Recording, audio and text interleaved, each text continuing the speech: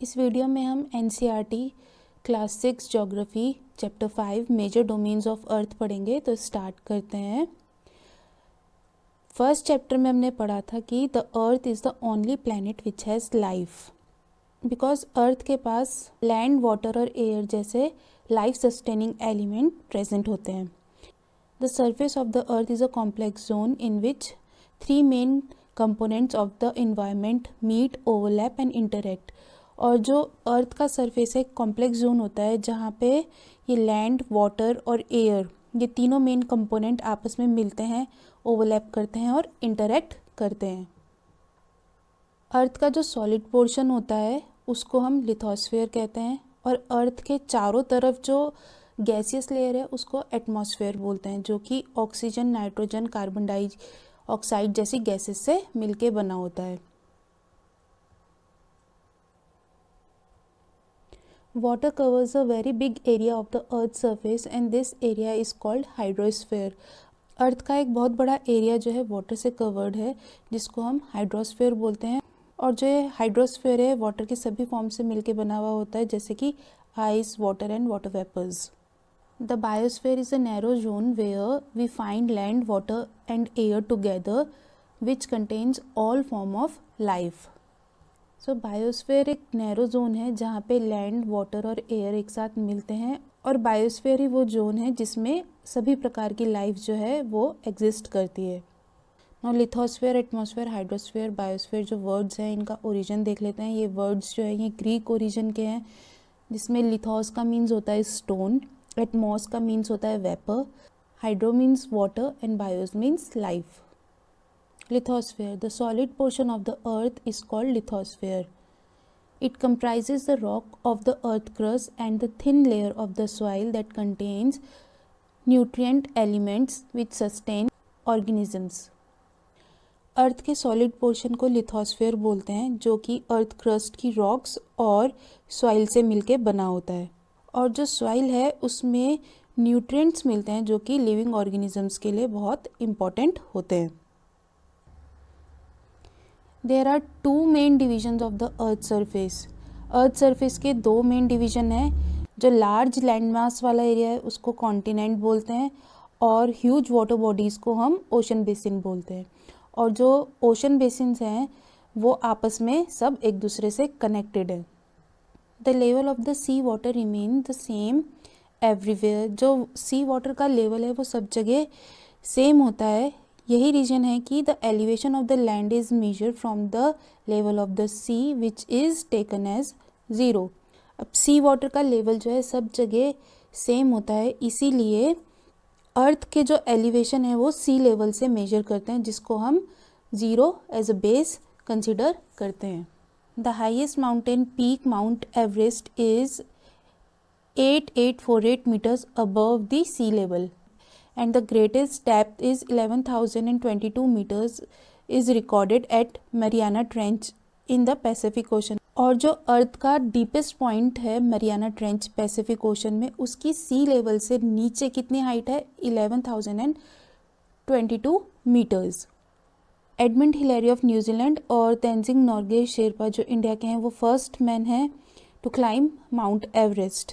First women to climb Mount Everest है Junko Tabei जो कि जापान की हैं, और first Indian women to climb Mount Everest is Bachendri Pal. Now moving toward continents, there are 7 major continents. They are separated by large water bodies, and these continents are Asia, Europe, Africa, North America, South America, Australia and Antarctica. This is Asia, this is Europe, this is Africa, this is North America, this is South America, and this is Australia, and this is Antarctica. Look at the map of the world and notice that the greater part of the landmass lies in the northern hemisphere. This is equator. और आप देख सकते हैं कि जो ये major part है land का ये इक्वेटर से ऊपर है, that is in northern hemisphere. Asia is the largest continent and it covers about 1/3 of the total land area of the earth. Asia जो है लार्जेस्ट कॉन्टिनेंट है, और जो अर्थ का टोटल लैंड एरिया है उसका 1/3 एरिया एशिया के अंडर में आता है। The continent lies in the eastern hemisphere, और ये अर्थ के ईस्टर्न हेमिस्फेयर में एग्जिस्ट करता है। The Tropic of Cancer passes through this continent, this is the Tropic of cancer.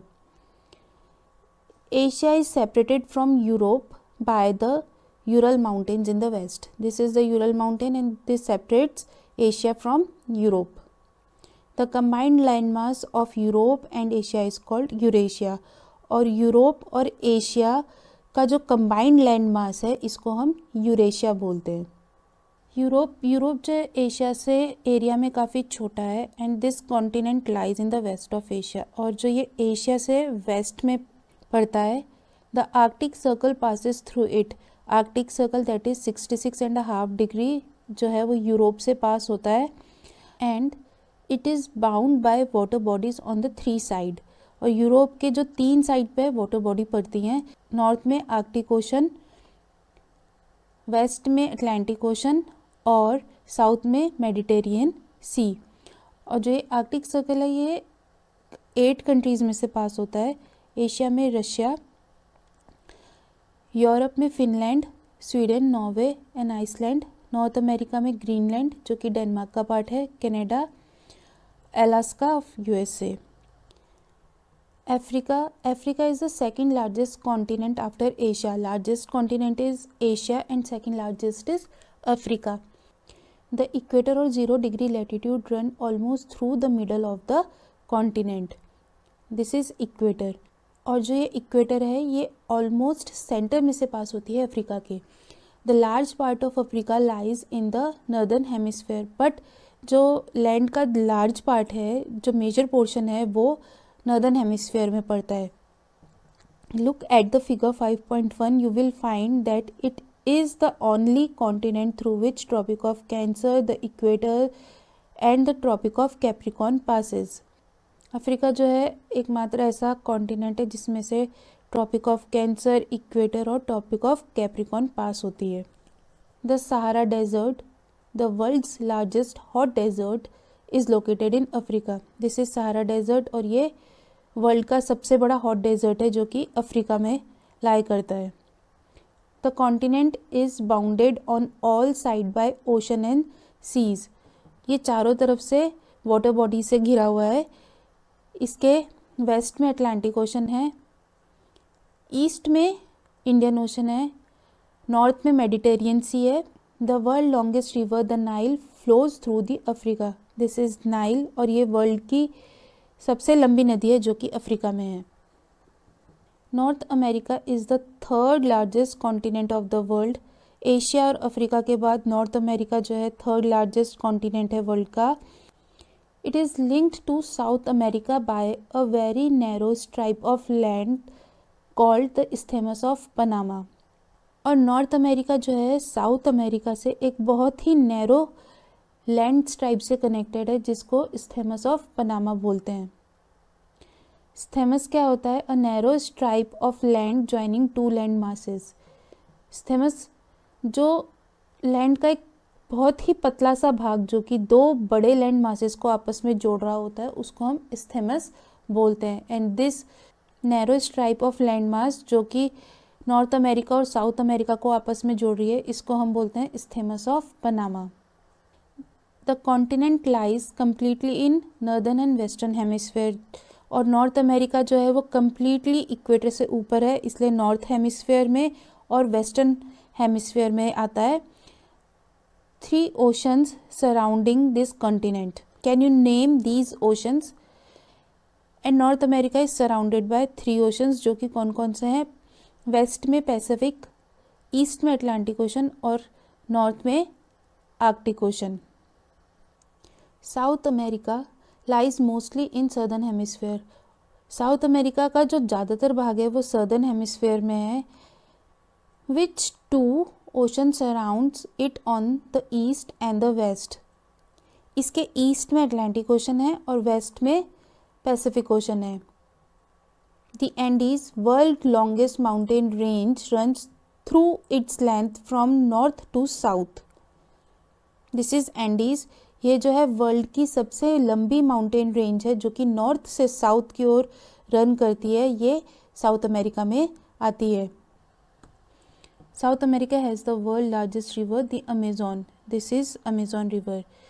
World की सबसे बड़ी नदी अमेज़न साउथ अमेरिका में है। अमेज़न जो है सबसे ज़्यादा पानी अमेज़न में होता है, इसलिए ये सबसे बड़ी नदी है। सबसे लंबी नदी नाइल है, लेकिन पानी की मात्रा के हिसाब से सबसे बड़ी नदी अमेज़न है। Australia, this is Australia. Australia is the smallest continent. जो ये है सबसे छोटा कॉन्टिनेंट है और ये एंटायरली सदर्न हेमिस्फीयर में आता है। इसके चारों तरफ ओशन है, पैसिफिक ओशन, इंडियन ओशन, और ऑस्ट्रेलिया को जो है आइलैंड कॉन्टिनेंट भी बोलते हैं। अंटार्कटिका जो है वो कम्प्लीटली सदर्न हेमिस्फीयर में आता है, और जो साउथ पोल है वो ऑलमोस्ट इसके सेंटर में है कॉन्टिनेंट के। और अंटार्कटिका जो है वो कम्प्लीटली बर्फ़ से ढका हुआ है, और यहाँ पे कोई परमानेंट ह्यूमन सेटलमेंट नहीं है, बट यहाँ पे बहुत सारी कंट्रीज़ के रिसर्च स्टेशंस है। इंडिया के भी यहाँ पे रिसर्च स्टेशन है जिनका नाम है मैत्री और दक्षिण गंगोत्री। नाउ इन कॉन्टिनेंट्स को हम मैप पे देख लेते हैं। दिस इज़ एशिया, ये लार्जेस्ट कॉन्टिनेंट है। ऑस्ट्रेलिया ये स्मॉलेस्ट कॉन्टिनेंट है। दीज आर हिमालयस जो वर्ल्ड के हाईएस्ट माउंटेन है, और इसी के पास में तिब्बतन प्लेट्यू है जो कि वर्ल्ड के हाईएस्ट प्लेट्यू है। दीज आर यूरल माउंटेन्स जो कि यूरोप को एशिया से अलग करते हैं। These are Alps, important mountain series of Europe. ये मेडिटेरेनियन सी है that separates Europe from Africa. These are Atlas mountain जो कि अफ्रीका के नॉर्थ में है। दीज आर डंकन्सबर्ग माउंटेन, ये सहारा डेजर्ट है, ये वर्ल्ड का लार्जेस्ट डेजर्ट है, ये भी अफ्रीका में आता है। This is world longest river Nile, ये भी अफ्रीका में है। दीज आर रॉकी माउंटेन्स जो कि नॉर्थ अमेरिका के वेस्टर्न एज पे नॉर्थ टू साउथ रन करते हैं। दीज आर एप्लिशियंस माउंटेन्स जो कि नॉर्थ अमेरिका के ईस्टर्न एज पे है। दीज आर एंडीज जो कि वर्ल्ड की लॉन्गेस्ट माउंटेन रेंज है जो नॉर्थ टू साउथ रन करती है साउथ अमेरिका में। This is Amazon river, world की सबसे बड़ी नदी, largest river of the world, ये साउथ अमेरिका में है। और जो नॉर्थ अमेरिका को साउथ अमेरिका से एक नैरो लैंड मास ज्वाइन करता है, दिस इज़ पनामा इस्थमस। और ये है ऑस्ट्रेलिया की एक important mountain range, Great Dividing Range, और these are Great Sandy Desert. This is Tropic of Cancer, this is passing through North America, Africa and Asia. Equator passing through South America, Africa and Asia. Asia में Indonesia ही एकमात्र ऐसी country है जहाँ से equator pass होता है। Tropic of Capricorn and this passes through South America, Africa and Australia. और अफ्रीका में से ट्रॉपिक ऑफ कैंसर, इक्वेटर और कैप्रिकॉर्न तीनों पास करती हैं। अफ्रीका एकमात्र ऐसा कॉन्टिनेंट है जहाँ से ये तीनों पास करती हैं। Hydrosphere, earth is called the blue planet. Earth को ब्लू प्लैनेट कहते हैं बिकॉज अर्थ का जो 71% है वो वाटर से कवर्ड है, और 29% जो है वो लैंड है। हाइड्रोस्फीयर जो है सभी प्रकार के जो वाटर फॉर्म्स है जो अर्थ में एग्जिस्ट करती है उनसे मिलके हाइड्रोस्फीयर बनता है। Running water in ocean, river, lakes, ice, underground water, water vapours atmosphere के, ये सब मिलके हाइड्रोस्फीयर बनाते हैं। More than 97% of earth water is found in the ocean and is too salty for human use। और अर्थ का जो है 97% से ज़्यादा पानी ओशन में अवेलेबल है, और ओशन के पानी में सॉल्ट की परसेंटेज इतनी ज़्यादा होती है कि ह्यूमन इसको यूज़ नहीं कर सकते। A large portion of the rest of the water is in the form of ice sheets and glaciers or under the ground, or in very small percentage is available as fresh water for human use। और जो बचा हुआ 2.8% है उसमें से भी 2.7% जो है आइस शीट्स की फॉर्म में या फिर अंडरग्राउंड वाटर की फॉर्म में स्टोर्ड है। ओनली 0.03% जो है वो फ्रेश वाटर की फॉर्म में अवेलेबल है। Hence, despite being blue planet, we face a shortage of water। मतलब अर्थ का 71% पार्ट जो है वाटर से कवर होने के बाद भी सिर्फ 0.03% फ्रेश वाटर अवेलेबल है, जिस वजह से हम लोगों को वाटर की शॉर्टेज देखनी पड़ती है। Oceans. Ocean are the major part of the hydrosphere. Hydrosphere का जो मेजर पार्ट है वो ओशंस होते हैं और ये सब आपस में इंटरकनेक्टेड हैं। The ocean water are always moving. The three chief movements of ocean waters are the waves, tides and the ocean current. The five major oceans are the Pacific, the Atlantic, the Indian Ocean, the Southern Ocean and the Arctic Ocean. This is Pacific Ocean, Atlantic Ocean, Indian Ocean, Southern Ocean and Arctic Ocean. और जो ये Pacific Ocean है ये largest है और जो Arctic ocean ये smallest ocean है। Pacific ocean is the largest ocean. Okay, it is spread over 1/3 of the अर्थ। और जो ये अर्थ के 1/3 एरिया में पैसिफिक ओशन है और जो अर्थ का डीपेस्ट पार्ट है मरियाना ट्रेंच, ये पैसिफिक ओशन में है। Pacific ocean is almost circular in shape. Asia, Australia, north and south America surround it. Pacific ocean के चारों तरफ कौन कौन से कॉन्टिनेंट है? North America, south America, Asia and Australia. Atlantic ocean is the second largest ocean in the world. It is S shaped. Atlantic ocean जो है world का सेकेंड लार्जेस्ट ओशन है और जो ये है एस की शेप में है, like this. It is flanked by the North and South America on the western side and Europe and Africa on the eastern side. Atlantic Ocean के वेस्ट साइड में नॉर्थ अमेरिका और South America है, east में Europe और Africa. The coast line of Atlantic Ocean is highly indented. जो Atlantic Ocean की coast line है वो बहुत ज़्यादा इंटेंडेड है। इंटेंडेड मीन्स कोस्ट लाइन जो कि अनइवन होती है, like this. And this irregular and intended coastline provide ideal location for natural harbors and ports. और अटलांटिक ओशन जो है वो कॉमर्स की पॉइंट ऑफ व्यू से भी बिजिएस्ट ओशन है वर्ल्ड का। ओके, तो busiest ocean in the world is Atlantic ocean. The Indian ocean is the only ocean named after the country that is India. The shape of ocean is almost triangular और ये जो है almost triangular shape में है और इसके north में Asia, west में अफ्रीका और ईस्ट में ऑस्ट्रेलिया है। Southern Ocean extended the continent Antarctica and extended northward to 60 degree south latitude. This is Southern Ocean और ये जो है अंटार्कटिका के चारों तरफ है और इसका एक्सटेंड क्या है? इसका एक्सटेंड जो है वो 60 डिग्री लैटिट्यूड जो है यहाँ तक सदर्न ओशन का एक्सटेंड है। The Arctic Ocean is located within the Arctic Circle and surrounds the North Pole. It is connected with the Pacific Ocean by a narrow stretch of shallow water known as Bering Strait. It is bounded by northern coast of North America and Eurasia.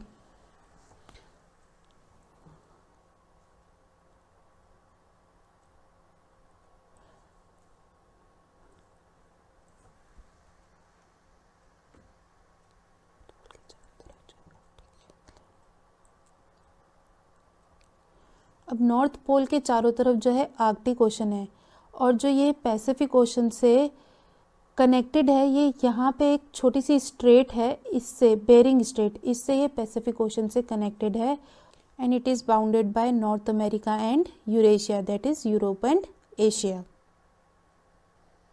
Now strait क्या होती है? Strait is a narrow passage of the water connecting two large water bodies like sea and ocean. Strait हम उस छोटे से water के passage को बोलते हैं जो कि दो लार्ज वाटर बॉडीज को कनेक्ट करती है, like this. This is the straight जो कि इंडियन ओशन और बे ऑफ बंगाल को कनेक्ट कर रही है। Name the straight between India and Sri Lanka. और इस स्ट्रेट का नाम क्या है जो इंडिया और श्रीलंका के बीच में है? This is Palk straight.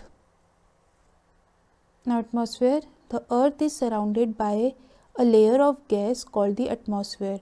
जो अर्थ है इसके चारों तरफ गैस की लेयर है जिसको हम एटमॉस्फेयर बोलते हैं। This thin blanket of air is an integral and important aspect of the planet. It provides us with the air we breathe and protect us from the harmful effect of the sun rays. और जो ये air का blanket है ये हमारे लिए बहुत essential है, बिकॉज एक तो ये हमको ब्रीदिंग के लिए एयर प्रोवाइड करता है और जो सन से जो हार्मफुल रेज आती है उससे हमको प्रोटेक्ट करता है. The atmosphere extends up to the height of about 1600 kilometers. The atmosphere is divided into 5 layers based on composition, temperature and properties. और जो एटमॉस्फेयर है वो उसकी कंपोजिशन, टेम्परेचर और दूसरी प्रॉपर्टीज़ के बेसिस पे 5 लेयर्स में डिवाइड किया गया है. These layers starting from the earth surface are called the troposphere, the stratosphere, the mesosphere, thermosphere and exosphere. और अगर अर्थ सरफेस से स्टार्ट करें तो ये लेयर्स हैं ट्रोपोस्फेयर, उसके ऊपर है स्ट्रेटोस्फेयर, मेसोस्फेयर, थर्मोस्फेयर और जो सबसे आउटर लेयर है उसको हम बोलते हैं exosphere. The atmosphere is composed mainly of nitrogen and oxygen which make up to 99% of the clean and dry air. और जो एटमॉस्फेयर है उसकी जो मेजर गैसेस हैं वो हैं नाइट्रोजन एंड ऑक्सीजन, जो कि इसका 99% पार्ट बनाती है, जिसमें से 78% is nitrogen and 21% is oxygen. और जो रिमेनिंग 1% है उसमें कार्बन डाइऑक्साइड, आर्गन और बाकी गैसेस होती है. Oxygen is breath of life while nitrogen helps in the growth of living organism. हमें ब्रीदिंग के लिए ऑक्सीजन एसेंशियल है और नाइट्रोजन जो है वो लिविंग ऑर्गेनिजम्स की ग्रोथ के लिए काफ़ी इंपॉर्टेंट गैस है. Carbon dioxide though present in a minute amount is important as it absorb heat radiated by the earth, thereby keeping the planet warm. It is also essential for the growth of the plant. Carbon dioxide जो है वो बहुत ही minute amount में present है, but ये एक बहुत ही इंपॉर्टेंट गैस है बिकॉज जो हीट अर्थ रेडिएट करती है ये इसको एब्जॉर्ब करता है और प्लैनेट को वार्म रखता है. इसके साथ ही ये प्लांट की ग्रोथ के लिए भी एसेंशियल है बिकॉज जो फोटोसिंथेसिस का प्रोसेस होता है उसमें प्लांट्स को कार्बन डाइऑक्साइड की रिक्वायरमेंट होती है. जो एटमॉस्फेयर की डेंसिटी होती है, सघनता होती है, वो जो है हाइट के अकॉर्डिंग चेंज होती रहती है. It is maximum at the sea level and decreases rapidly as we go up. जो अर्थ की डेंसिटी होती है वो सी लेवल पे मैक्सिमम होती है और जैसे जैसे हम ऊपर जाते हैं एटमॉस्फेयर में वैसे वैसे इसकी डेंसिटी कम होती रहती है. You know the climber experience problem in breathing due to the decrease in the density of the air. यही वजह है जो माउंटेन क्लाइंब करते हैं जो लोग, उनको जैसे जैसे वो हाइट में ऊपर जाते रहते हैं उनको ब्रीदिंग में प्रॉब्लम आती है बिकॉज वहाँ पे जो डेंसिटी है एयर की वो हाइट के साथ कम होती जाती है. यही वजह है वो लोग अपने साथ ऑक्सीजन सिलेंडर्स कैरी करते हैं. The temperature also decreases as we go up. और हाइट के साथ साथ जो है टेम्परेचर भी कम होता रहता है. The atmosphere exert pressure on the earth, this vary from place to place. और जो एटमॉस्फेयर है ये अर्थ पे प्रेशर भी एक्सर्ट करता है और जो ये प्रेशर है ये प्लेसेस टू प्लेसेस डिफरेंट होता है. Some area experience high pressure and some area experience low pressure. कहीं पे प्रेशर ज़्यादा होता है, कहीं पर कम होता है और जो एयर है वो हमारे हाई प्रेशर से लो प्रेशर की तरफ मूव करती है. लोग जो टेम्परेचर जो होता है वो प्रेशर के इन्वर्सली प्रोपोर्शनल होता है. मींस जहाँ पे टेम्परेचर कम होगा वहाँ पे प्रेशर बहुत ज़्यादा हाई होगा और जहाँ पे टेम्परेचर हाई होगा वहाँ पे प्रेशर लो होगा. और जो एयर है वो हाई प्रेशर से लो प्रेशर की तरफ मूव करती है और मूविंग एयर को हम क्या बोलते हैं? Wind. Now biosphere. Biosphere is the narrow zone of contact between land, water and air. It is in this zone that the life that is unique to this planet exists. Biosphere क्या होता है? Biosphere एक वो अर्थ का narrow zone है जहाँ पे land, water और एयर तीनों आपस में मिलती है और यही वो जोन है जहाँ पे प्लैनेट पे लाइफ एग्जिस्ट करती है. There are several species of organisms that varies in size from microbes and bacteria to huge mammals. Okay, all the living organisms including human are linked to each other and to the biosphere for the survival. और इस zone में जो है वो सभी प्रकार की life forms वो चाहे माइक्रोब्स हो, बैक्टीरिया हो या बड़े मैमल हो, सब बायोस्फीयर में आते हैं। और जो ये सारे लिविंग ऑर्गेनिज्म हैं ये आपस में एक दूसरे पर डिपेंडेंट है for the survival.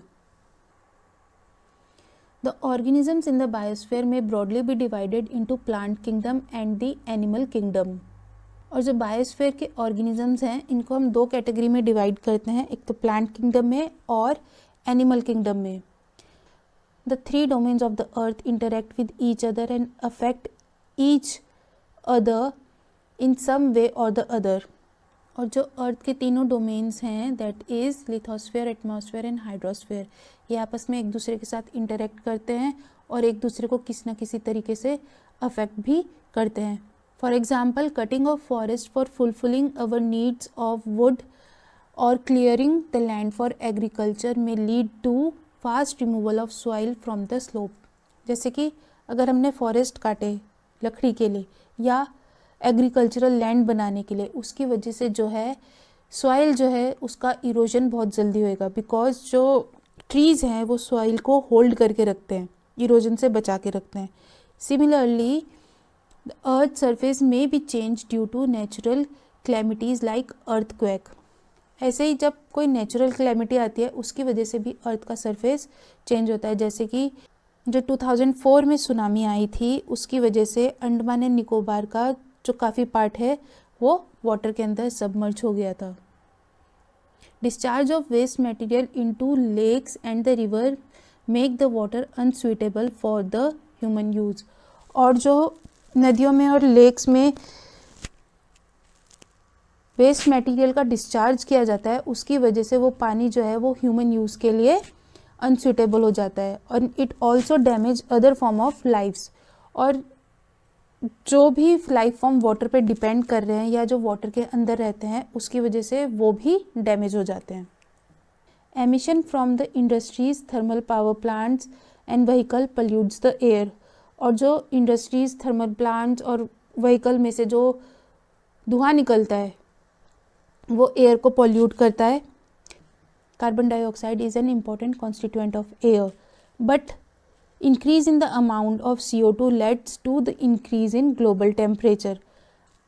Carbon dioxide जो है वो बहुत ही इम्पोर्टेंट गैस है हमारे एटमॉस्फेयर की, बिकॉज वो जो है अर्थ से जो एनर्जी रेडिएट हो रही है उसको एब्जॉर्ब करती है और अर्थ में एक टेम्परेचर मेंटेन करती है। बट अगर CO2 की अमाउंट बढ़ती है उसकी वजह से ग्लोबल टेम्परेचर भी बढ़ेगा और इसी को हम ग्लोबल वार्मिंग बोलते हैं। There is thus a need to limit the use of resources of the earth to maintain the balance of nature between the domains of the lithosphere, atmosphere and the hydrosphere। तो अर्थ की जो resources हैं वो बहुत ही limited way में और balanced way में use करनी चाहिए जिससे कि लिथोस्फेयर, एटमॉस्फेयर और हाइड्रोस्फेयर में आपस में बैलेंस बना रहे। अब इस चैप्टर के एक्सरसाइजेस देख लेते हैं। What are the four major domains of the earth? The four major domains of the earth are lithosphere, atmosphere, hydrosphere and biosphere। Name the major continents of the earth। There are 7 major continents। These continents are Asia, Europe, Africa, North America, South America, Australia and Antarctica। Name the two continents that lies entirely in the southern hemisphere। The two continents that lies entirely in the southern hemisphere are Australia and Antarctica। Name the different layer of the atmosphere। The atmosphere is divided into 5 layers based on composition, temperature and other properties। These layers starting from the Earth's surface are called the troposphere, stratosphere, mesosphere, thermosphere and exosphere।